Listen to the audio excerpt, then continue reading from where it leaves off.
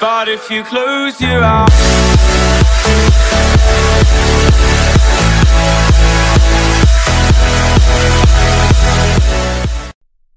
hello everyone, my name is Clark and welcome back to Creative Lab. So today I'm gonna explain to you the difference between the observer pattern and the chain of responsibility. So without further ado, let's get right into the video. Today I will introduce to you the observer patterns. The goal of this video is to explain the concept in non-technical terms. The best example of this observer pattern is YouTube. We all know that YouTube is a very popular thing in these modern days.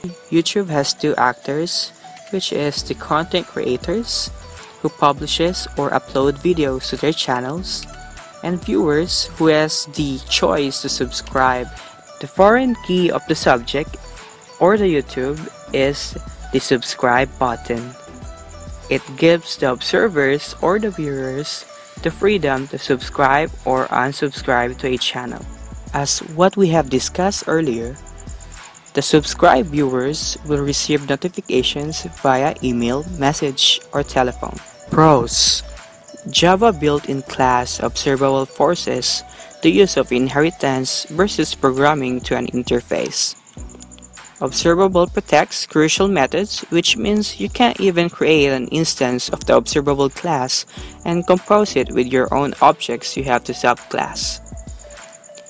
If not used carefully, the observer pattern can add unnecessary complexity. The order or observer notifications is undependable. Cons: Supports the principle to strive for loosely coupled designs between objects that interact. Allow you to send data to many other objects in a very efficient manner.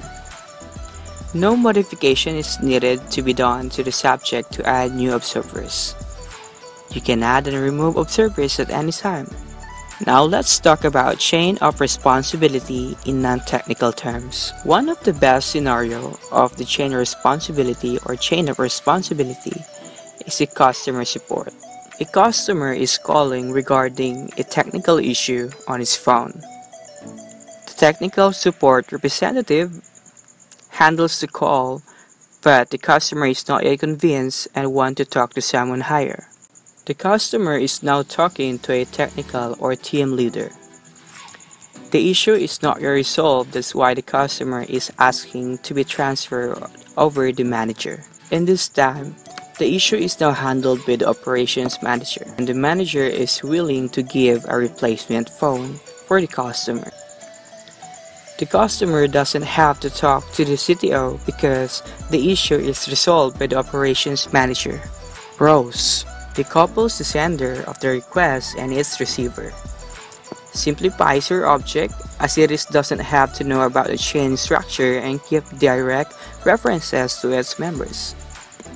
Allows you to add or remove responsibilities dynamically by changing the members or order of the chain. Cons: Hard to observe the runtime characteristics and debug. Now that we are done with the lecture of observer pattern and chain of responsibility, to read more or to learn more about this, you can check out my references where I got my lectures.